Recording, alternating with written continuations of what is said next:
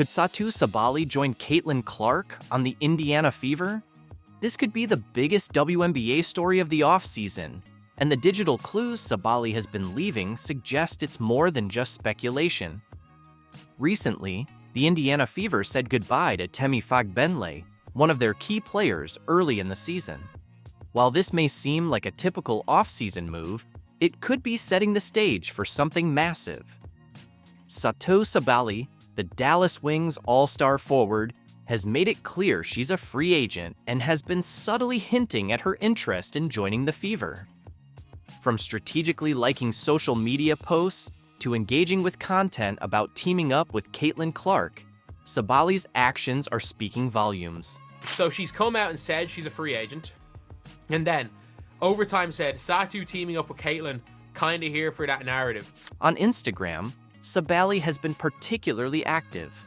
After announcing her free agency, she began liking posts about the Fever and their potential super team with Caitlin Clark. What's notable is her complete lack of engagement with posts from fans of other teams, including vocal Chicago Sky supporters. This is calculated. Sabally has even liked fan-created graphics showing her in a Fever jersey, something rare in a league where players typically avoid tampering speculation. This isn't just random behavior. The timing and pattern of her activities suggest intent. After the college season began and Caitlin Clark started dominating headlines, Sabally's engagement with Indiana-related content escalated. It's clear she's intrigued by what the Fever are building. Why does this matter? The Fever are at a pivotal moment. They have Aaliyah Boston, who had a historic season, and of course, we all know what Caitlin Clark has been up to. But they still need a veteran superstar to complete the picture. Sabally, at 6 feet 4 inches with guard-like skills, could be the missing piece. Last season, Sabally averaged nearly 19 points and 8.5 rebounds per game. She's a versatile forward who can stretch the floor, defend multiple positions, and dominate in the paint. Pairing her with Boston and Clark would create a lineup that's not just competitive, but potentially dominant for years. And let's not forget Kelsey Mitchell, a proven scorer who would thrive with defenses unable to focus solely on her. But how could the Fever actually get Sabally? The Wings could use the core designation to retain her rights, similar to the franchise tag in other sports. However, history shows that forcing players to stay often backfires. Elena Delle Donne and Diana Taurasi both pushed their way to preferred destinations despite being cored. A sign and trade deal might be the best solution for all parties. A likely trade package could include NaLyssa Smith, the 8th pick in the upcoming draft, and a future first-round pick. Smith is a promising young forward with significant upside, and the draft pick would allow Dallas to add more young talent. For the Fever, giving up these assets is worth it to secure a proven superstar like Sabally. This potential move isn't just about the Fever, it's about the league.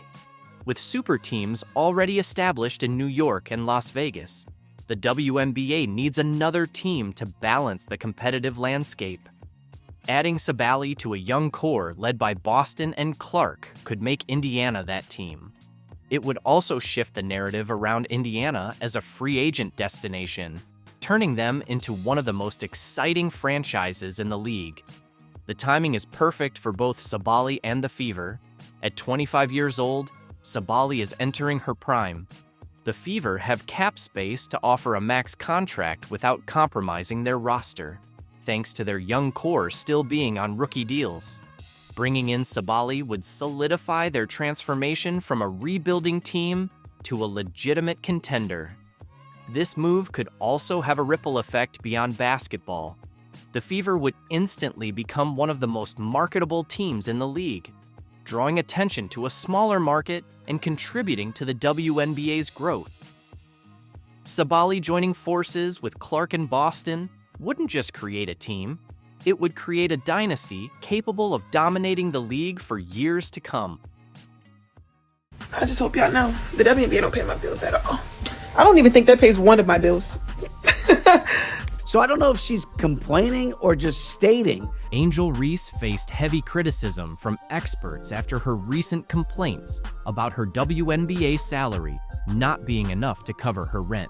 Apparently, she's struggling on her $73,000 salary, claiming it doesn't stretch far enough to pay for her extravagant $8,000 monthly rent, as if she's living paycheck to paycheck. I am sympathetic to that, but yeah, sports needs villains. I don't have a problem with it. She makes the WNBA more interesting.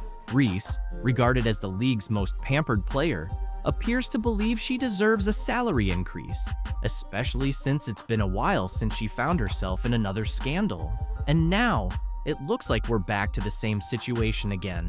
Number one complaint this offseason in the WNBA would be the incessant whining about their minimum wage salaries. I mean, who could have possibly... What exactly are you asking for more money for, Angel?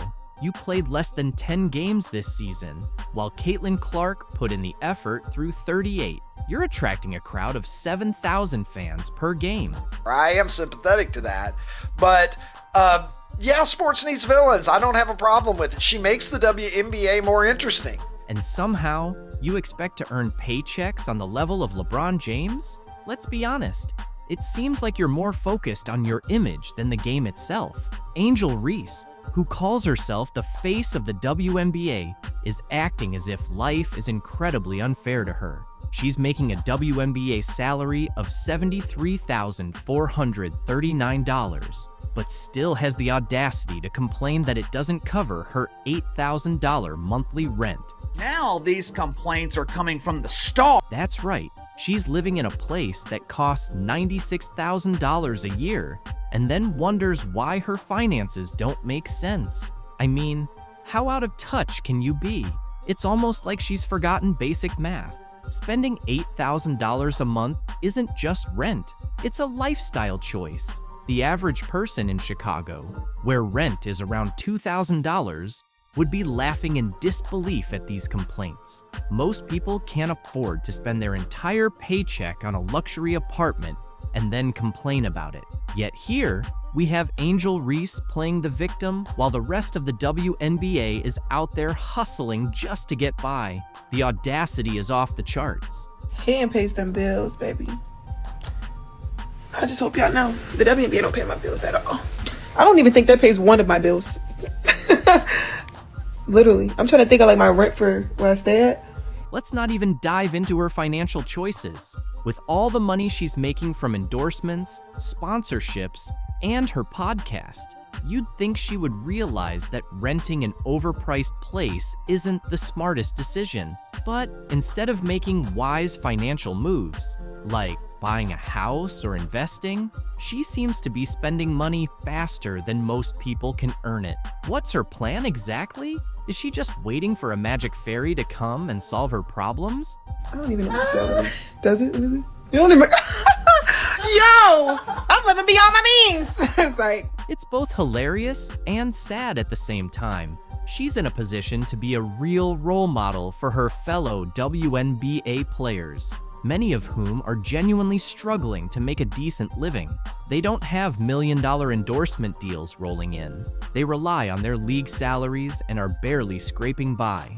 Yet here's Reese complaining about rent as if she isn't surrounded by cash from every angle. It's insulting to everyone in the league who is truly fighting to stay afloat. Complaint this offseason in the WNBA would be the incessant whining about their minimum wage salaries. Here's a story you might not hear much about, but it says a lot about the state of the WNBA and the dynamics within its teams.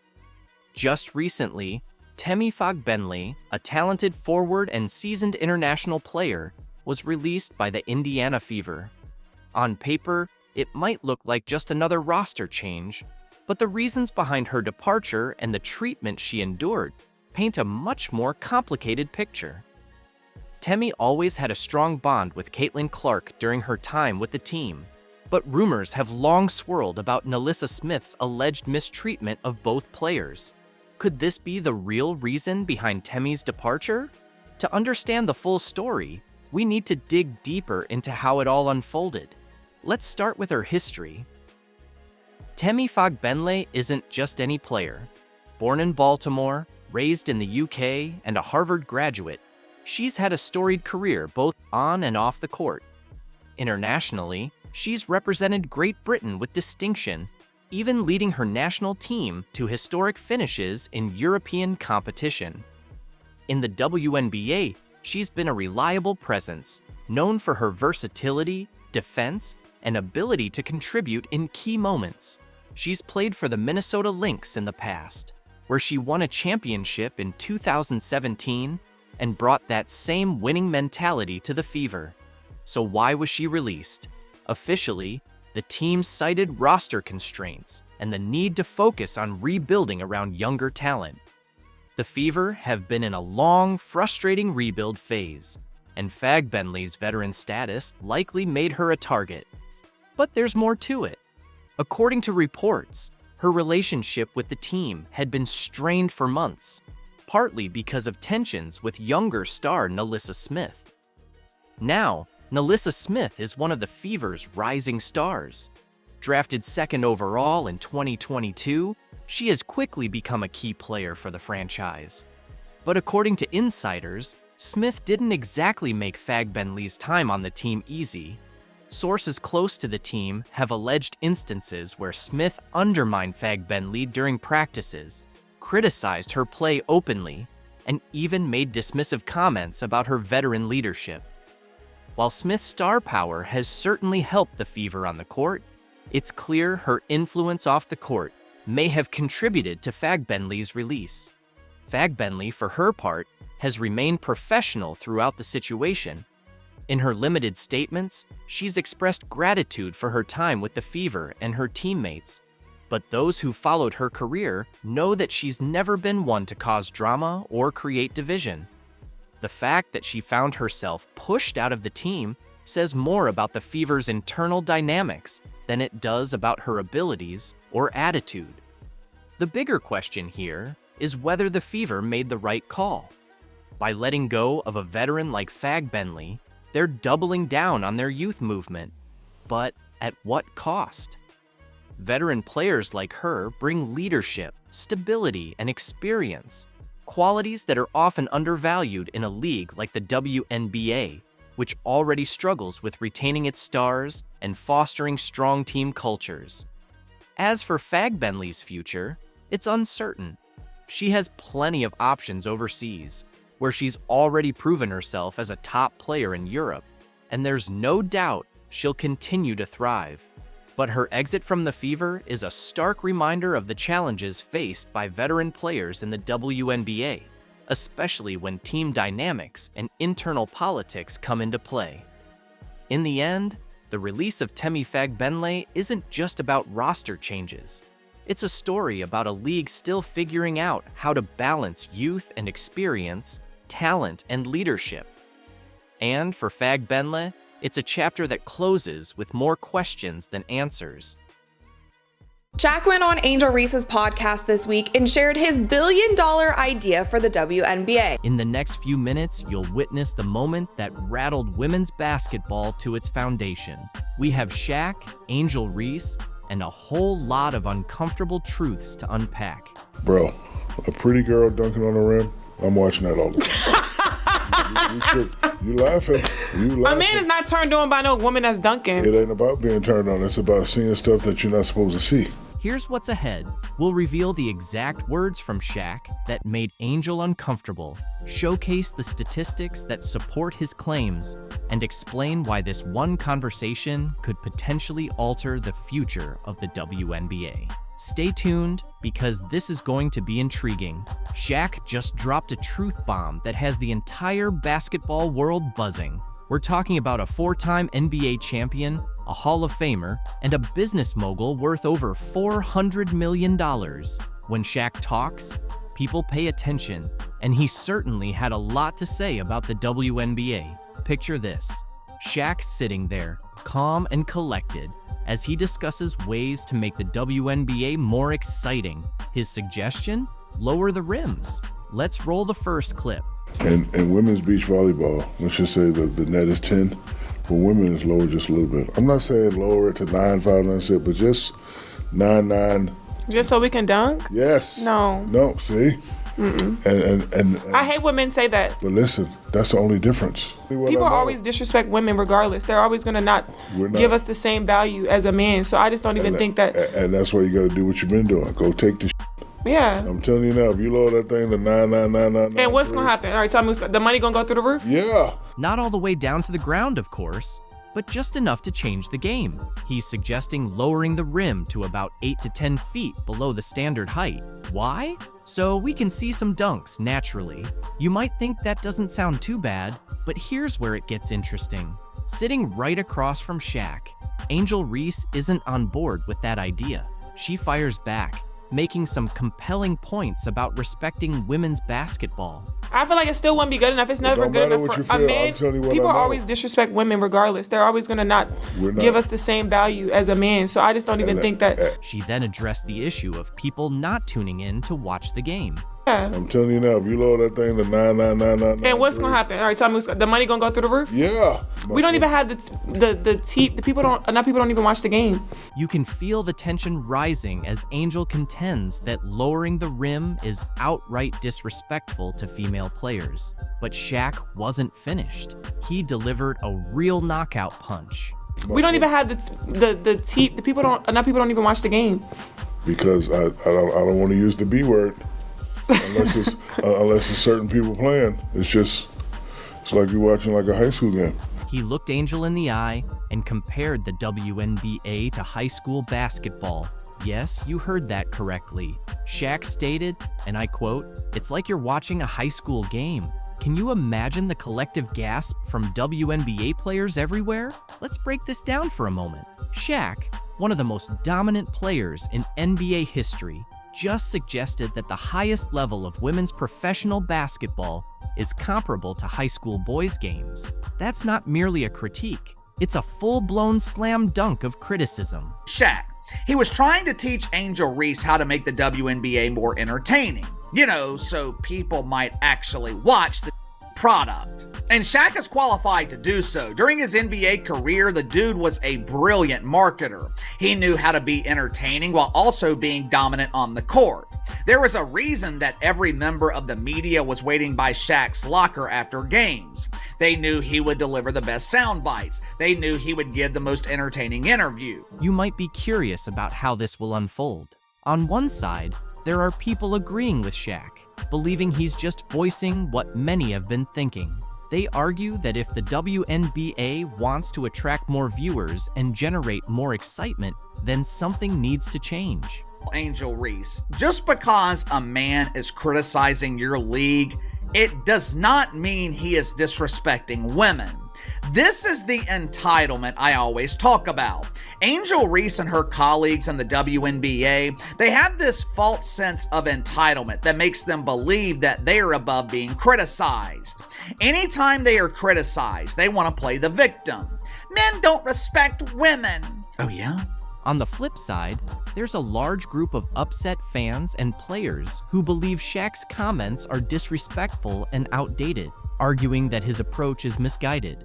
This is a place where players can come and get better and be surrounded by an organization that supports you. They're going to have everything they need to be successful. So the Indiana Fever are about to make a huge move in WNBA history. They're not just aiming for one star player, not even two. They're targeting 10 game-changing free agents who could make them serious title contenders. You might be wondering, how can they afford all that talent? Well, that's where you're mistaken. The Fever have a secret weapon, Kelly Krauskopf. She's back with the team this year, and she's got a bold vision. Kelly's not here to play it safe. She's here to get things done. I know the free agent situation in the WNBA, but are you in a position where you can add some pieces? yes, we are. We're definitely in a position. And I would think that if you are a smart basketball player and you watch the way she plays, you would want to play with her. With her vast network and resources, Kelly is determined to make Indiana the hottest spot in the WNBA. Her strategy is bold, and it's already catching everyone's attention. You won't believe the plans she has in store to turn the Fever into a true powerhouse. You know that moment in a movie when the two main characters finally join forces, and you just know you're about to see something incredible? That's the vibe right now, because Caitlin Clark and Kelsey Mitchell are about to team up for the Indiana Fever. Good thing for women's basketball. I'm playing alongside this kid, so it makes everything, a little bit more dramatic, and like the people are coming out to see this person. So we just do what we can. We embrace it. I'm pretty sure our organization can feed off of it. Let's take a moment to focus on Kelsey Mitchell. Did you know she averaged 19.2 points per game last season? That's not just impressive. That's all-star caliber. And it's not like she had just a few good nights either. After the Olympic break, Mitchell went on a scoring spree, putting up 20 or more points in 7 straight games. Imagine trying to guard someone that reliable. Now, think about Mitchell teaming up with Caitlin Clark. We're talking about two of the top shooters in the game coming together. How are defenses supposed to handle that? Clark's college numbers are through the roof, and her knack for setting up her teammates is incredible. With Clark's playmaking skills and Mitchell's scoring, this could be the most exciting backcourt the WNBA has ever seen. Because Kelsey Mitchell said basketball is a language and you have to get on the same page. Me and Caitlin like to play fast and up-tempo, and I'm always going to align based on how she's playing and how she's going. Here's where things get really interesting. Kelsey Mitchell is a free agent right now. The Fever have to re-sign her, right? But at what price? We're talking about a player who has been the heart and soul of the team. Even the Fever's president said they wouldn't be where they are today without her. That kind of praise doesn't come cheap. So, let's break down what it might actually take to keep Mitchell in Indiana. Spoiler alert, it's a hefty sum. We're talking about a Supermax qualifying offer of around $250,000. That's a big investment, but can the Fever really afford to let Mitchell go? Look, we're going to evaluate everything and have those types of discussions with her. Here's the thing. It's not only about the money, it's about building a championship caliber team. That's where Caitlin Clark comes into play. Bringing her on board isn't just about her own skills. It's about how she can make everyone around her better, especially a scorer like Mitchell.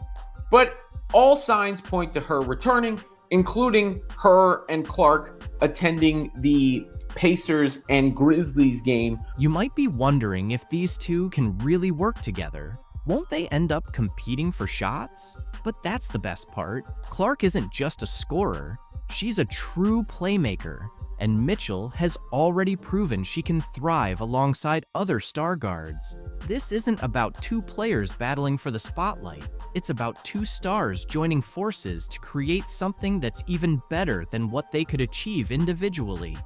Kelsey Mitchell has been an all-star, but she had the stage, the bright lights, and everybody could see what kind of bucket getter she is. Plus, Caitlin draws the defense. Kelsey gets to go one-on-one and put her skills on display. Wow. People are done with NaLyssa Smith. Traitor. Get her off the team. Adios amigos, as that guy said. NaLyssa Smith, the star of the Indiana Fever, might actually be at the heart of the team's struggles. Hard to believe, right? You're probably thinking, wait, isn't she one of their top players? Well, get ready because we're about to dig into what's really happening with the Fever. So, what's going on with NaLyssa Smith? And why is her future with the team suddenly uncertain? We're about to dive into all the details causing a stir in the Fever's locker room. But here's the twist. It's not what you'd expect. The reasons behind this surprising situation are going to catch you off guard. I believe truly in my heart that connected teams are winning teams. And so people who fit, players who fit the culture of the Indiana Fever and where we are and where we're moving towards. You know something's up when a new coach starts emphasizing culture and everyone embracing their roles, right? Well, that's exactly what happened when Stephanie White took over at the Indiana Fever. Let's go back to her first press conference. It was all smiles and big ambitions. But something didn't quite add up. White kept going on about building around a core group of 3, and it felt a bit off. Caitlin Clark, a generational player, and Aaliyah Boston, certainly when you think about back-to-back Rookie of the Years and what each of those players have done up until this point for their universities in the game of basketball, for the women's basketball culture and community, it's unprecedented. And to be able to work with those guys and Kelsey Mitchell, who I think has weathered the storm of Indiana Fever basketball, and I felt like had the best year of her career, this year. And really, when you think about teams, you think about a core three, right? You think about a big three, and to be able to work with that big three. But wait a minute. Where does NaLyssa Smith fit into all of this? You'd expect a former number 2 overall pick to be front and center, right? But no, Smith's name didn't even come up. You might be thinking, maybe she just forgot to mention Smith. But let's be real. This is a player who was supposed to be the future of the franchise. We want players that will fit in seamlessly with our core three, which includes Kelsey Mitchell. We want players to fit in seamlessly with the core three. We want players that will play a role and will embrace their role. And we want players that will fit in with the culture and the team. The new coach kept emphasizing words like unity and commitment. Pretty subtle, right? It felt like she was sending a message without saying it outright. But White didn't stop there. She kept talking about what she wants in a player. She made a point of saying that success isn't just about individual talent. It's about a team's willingness to go to battle together every single day. Is it just me? Or does that sound like she's taking a direct shot at someone? Because every single thing that she described wanting to build around Kelsey Mitchell, Caitlin Clark, and Aaliyah Boston is the opposite of what NaLyssa Smith is. It gets even more interesting. White started outlining what she wants in her ideal player, and it was almost as if she was reading off an anti-NaLyssa checklist. She mentioned wanting players who can embrace their roles and fit in seamlessly with the core three. Ouch, that's got to sting if you're Smith, right? Well, it's becoming pretty clear that White's vision for the Fever's future doesn't seem to include Smith. She's focused on building a team of players who are fully committed to each other and the franchise's long-term goals. And let's be honest, with all the drama surrounding Smith lately, it's tough to see how she fits into that picture. To another level. You've got incredibly talented players right here in Caitlin and Aaliyah and Lexi, a team that was incredibly fun to watch, very tough to game plan against. So I'm glad I'm going to get to work with you guys, work with you ladies, instead of having to think about how to stop you.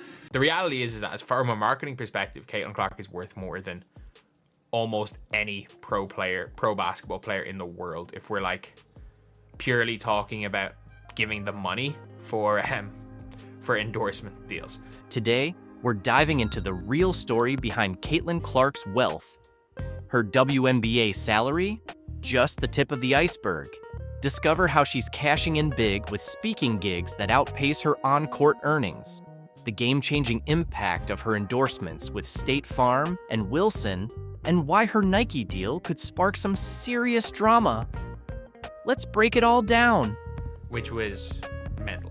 Which was absolutely mental. Stick around, because by the end of this video, you'll understand why Caitlin Clark is poised to become the next powerhouse in sports marketing, and why some top brands might be kicking themselves for not jumping on board sooner. Higher than the NBA. So I was like, oh, what's she gonna get paid? Because finally, you can get a real paycheck.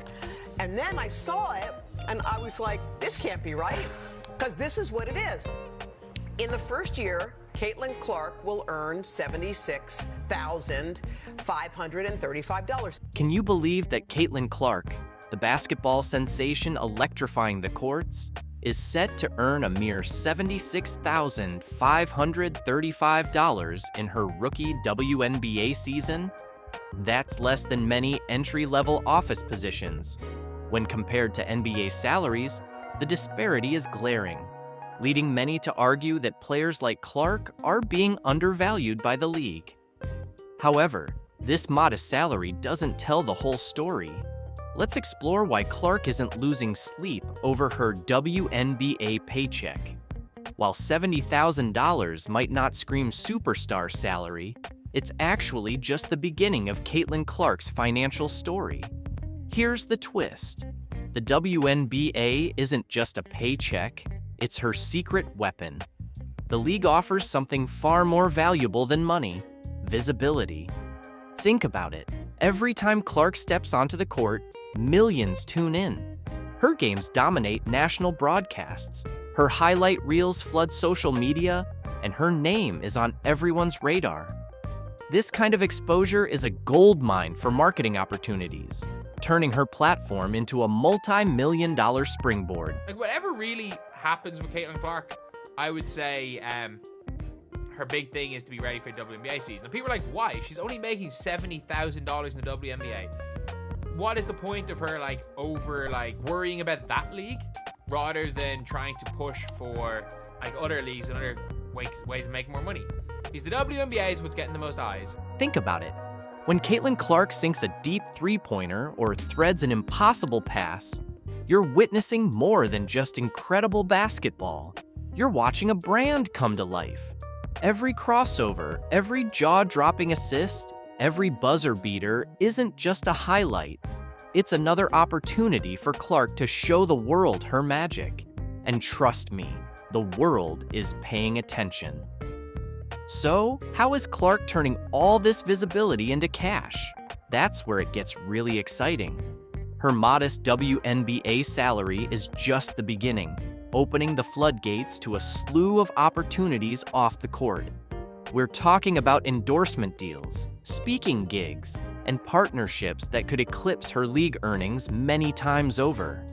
And then there's the game changer, the Unrivaled League. And it has also been reported that Unrivaled 3-on-3 League offered Caitlin Clark significant equity in the league and a salary that is over $1 million. So this is the first time that we've heard of any money being thrown at her. We've heard that it would be a major deal. It would be a similar setup as to what Messi got. You've probably heard the buzz. Some people are saying Clark should ditch the WNBA and join Unrivaled, where she could be raking in millions from the start. But here's the kicker. Clark turned it down. Clark's playing the long game here. Sure, Unrivaled might offer a fatter paycheck right out of the gate, but the WNBA provides something Unrivaled can't touch yet. A proven platform with a loyal fan base and major media deals that guarantee her visibility on a national scale. So, next time someone complains about Caitlin Clark's $70,000 WNBA salary, remember this. It's just the tip of the iceberg. Clark isn't just dominating the court, she's rewriting the playbook on how athletes build their brands. And trust me, this is only the beginning of what she's capable of. Clark's most valuable skill might not even be her basketball prowess, it's her ability to talk. But we're not talking about post-game interviews. No, Clark is raking in six figures for speaking engagements that take less time than a single quarter of basketball. I think she's either one, if she shows up to somewhere, you're probably paying her $2,000 to $3,000 or $200,000 to $300,000 or it's free. I think she probably does a lot of things for free. That would be my prediction, is that if she wants to be somewhere and she just wants to help out, she'll do quite a few things for free. But if she's not doing it for free, I would say her cost is crazy high. You heard that right. Caitlin Clark is absolutely dominating on stage 2. Her speaking engagements are becoming the stuff of legend, and the numbers are jaw-dropping. Let's break it down. Clark's virtual speaking fee kicks off at $100,000 for just 30 minutes of her time. In less time than it takes to watch half an episode of a sitcom, she's earning more than most people make in an entire year. And for in-person appearances, companies are shelling out anywhere between $200,000 and $300,000. That's the price of a house in some parts of the country for just one appearance. Clark has already done at least 6 speaking engagements in the past year alone. Do the math, and you're looking at potential earnings in the millions. And it's not just in-person events. These gigs are happening online too, with big-name companies ready to pay top dollar for her words. But why are companies willing to shell out so much just to hear Clark speak? It all comes down to her star power. Every time Clark steps onto the WNBA court, her profile gets bigger. She's not just an athlete, she's a brand, an inspiration, a role model. Companies aren't just paying for her time, they're paying for the attention she commands, the excitement she stirs, and the influence she holds. I'm really excited for this new beginning and to build something from the ground up here with the Valkyries. As the WNBA undergoes its first expansion in nearly 20 years, the Golden State Valkyries step onto the scene, poised to make a significant impact. Kate Martin makes her much-anticipated return to the court, now proudly wearing the new franchise's jersey and shouldering immense expectations. Unfortunately, A'ja Wilson is displeased with this development and appears to hold resentment toward Kate, viewing her actions as a betrayal. Yeah, honestly, my focus has just been getting better. I mean, all around. I had a decent rookie season, but I just know something that's really cool about me is that my ceiling is very high. Meanwhile, reigning MVP A'ja Wilson is feeling increasing pressure as she watches rivals and newcomers aggressively enhance their game. With Caitlin Clark already emerging as the next major star, brace yourself for a season that promises a true transformation on the court. Envision the scenario after many years without a significant shift. The WNBA is finally undergoing a substantial expansion. The last time something of this magnitude occurred was nearly 2 decades ago, and now the Golden State Valkyries are stepping into the league with all the fanfare and excitement.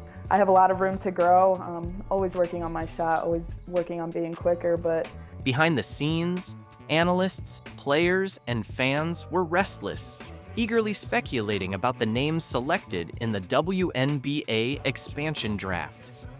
Amid corridor whispers, leaked information, and bold assumptions, one name stood out: Kate Martin, officially chosen by the Golden State Valkyries. Her acquisition is poised to shift the league's power dynamics, directly impacting established stars like current MVP A'ja Wilson. With the Valkyries entering the league amidst the first major expansion in nearly 2 decades, Kate Martin becomes a central figure for the ambitious new franchise. Her presence not only energizes the already massive fan base, but also signifies the Valkyries' intent to make a significant mark. This move heightens the competition for A'ja Wilson, who now faces intensified pressure from new teams, emerging talents, and the rising star Caitlin Clark, who is quickly becoming a top contender for the MVP title. The upcoming season is set to be transformative, with the WNBA experiencing a true revolution on the court.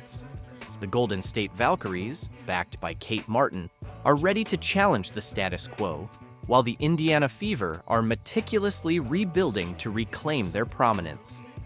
This creates a multifaceted threat landscape for Wilson and the Las Vegas Aces as they navigate not only traditional rivals, but also fresh talent eager to ascend. Caitlin Clark's emergence adds another layer of excitement and tension. Her offensive prowess, court vision, and magnetic personality position her as a formidable rival to Wilson, potentially leading to a fierce MVP showdown. Meanwhile, the Indiana Fever, despite losing some players in the expansion draft, are strategically assembling a team hungry for victory, ensuring that the competition remains fierce and unpredictable. As the WNBA grows with new teams and rising stars, the stage is set for a season filled with tight confrontations, strategic trades, and intense behind-the-scenes maneuvers. The clash between the Golden State Valkyries, Indiana Fever, Las Vegas Aces, and standout players like A'ja Wilson and Caitlin Clark will define the league's future. Fans can look forward to thrilling matchups and the rise of new legends as the WNBA continues to evolve. The central question remains: who will emerge victorious as the league undergoes these profound transformations? Will Kate Martin lead the Valkyries to success and become their iconic face? Can the Indiana Fever reinvent themselves and challenge the established powerhouses? And will A'ja Wilson maintain her MVP status against the rising threat of Caitlin Clark? These answers will unfold on the court, making the upcoming season one of the most exciting and pivotal in WNBA history. Today, she has released, well, she's not released, it has been announced that her shoe is going to be dropped this week, and we can see what it looks like. Nike's decision has ignited widespread outrage, with fans left questioning the company's priorities. So Paige Bueckers is arguably the best player in college basketball right now. She's had a really good start to the season, and again, she's a 23-year-old dominating against 18-year-olds. She should be. While Paige Bueckers makes history as the first college athlete with a Nike sneaker, Caitlin Clark, widely regarded as one of the most electrifying players in women's basketball, remains notably absent from the spotlight. So Nike's first Paige Bueckers shoe drops this week. So Caitlin Clark has not had a shoe. By the way, she's had nothing. She's had nothing except the Rookie of the Year top. How did Nike miss the mark with their biggest star? Was this a calculated strategy or an outright blunder? This is the story of how Nike's latest move has divided fans and ignited controversy in women's basketball. By unveiling a signature shoe for Paige Bueckers, while seemingly sidelining Caitlin Clark, Nike has sparked shockwaves across the sports world. What should have been a groundbreaking moment for women's basketball has quickly spiraled into a PR crisis, with fans, analysts, and casual observers alike questioning the brand's priorities. The controversy goes beyond the sneaker. It's about how Nike's decision is being interpreted as a glaring snub of Caitlin Clark, a player widely recognized as the face of women's basketball. Nike signed Bueckers in September 2023, where she frequently wore the GT Hustle 2 on court. She signed several NIL deals. So, Nike signed Caitlin Clark in 2022. Nada. Nike signed Paige Bueckers in 2023. Signature shoe straight away. Fans are outraged, flooding social media with calls for action, including boycotts of Nike products. How do you ignore Caitlin Clark, the best player in women's basketball? One fan tweeted. Another added, Nike just doesn't get it. Disrespecting Caitlin Clark is unacceptable, and I'm done buying their products. These frustrations are mirrored in fan forums, where debates over Nike's priorities dominate discussions. Some fans are even posting videos of themselves discarding Nike gear, while others are pledging to switch to competitors like Adidas or Under Armour. The backlash is undeniable, and the noise is only getting louder. The irony of this controversy is rooted in Caitlin Clark's undeniable greatness. She doesn't need brands to validate her. Brands need her. At just 22, Clark has transcended college basketball, becoming a household name in sports overall. Her record-breaking performances, exceptional leadership, and ability to draw massive crowds have cemented her status as a superstar. Her jaw-dropping shots and playmaking skills regularly go viral, captivating basketball fans across the globe and proving that her impact speaks for itself. It's cool. And look, I think it's simultaneously, it's okay to say it's really cool that Paige Bueckers is getting her shoe, but Nike fumbled Caitlin Clark so badly. The controversy highlights a larger issue with Nike's approach to sports marketing. While Bueckers is undeniably talented and deserving of recognition, many feel that Clark's cultural and athletic impact has reached unprecedented levels. Her performances consistently draw massive audiences, and her highlights frequently go viral, captivating basketball fans worldwide. For a brand as influential as Nike, sidelining such a star feels like a glaring missed opportunity. Nike's decision not to launch a Caitlin Clark signature shoe has also raised concerns about their ability to connect with their audience. Fans argue that Clark's dominance and charisma make her the perfect candidate to lead a campaign that could transcend sports and become a cultural moment. Instead, Nike's move has been widely interpreted as tone-deaf, sparking backlash that continues to grow. This misstep has opened the door for competitors like Adidas and Under Armour to step in and align themselves with Clark, whose marketability continues to soar. A Caitlin Clark signature shoe could not only boost sales, but also send a powerful message about valuing women's sports. If Nike doesn't act quickly, they risk losing one of the brightest stars in basketball to a rival brand. For now, Caitlin Clark's star power shines brighter than ever. She doesn't need a signature shoe to prove her greatness. Her talent and influence speak for themselves. However, for Nike, this situation serves as a wake-up call. The backlash has shown that fans are paying attention, demanding better representation, and willing to hold brands accountable. If Nike fails to recognize Clark's value, it risks falling behind in the rapidly evolving landscape of women's sports marketing.